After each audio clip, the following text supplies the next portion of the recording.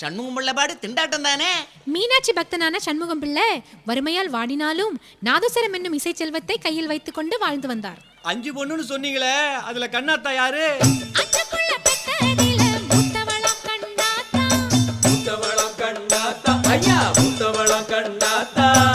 அவ எப்பேற்பட்ட அழகி தெரியுமா?